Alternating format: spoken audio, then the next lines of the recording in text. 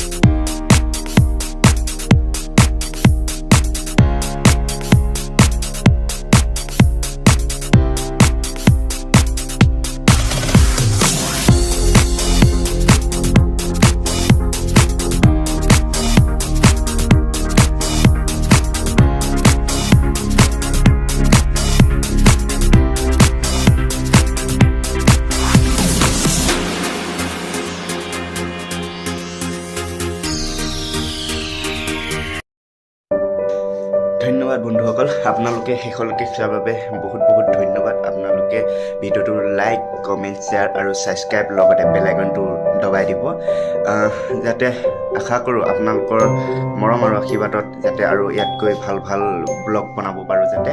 ঠিক আছে।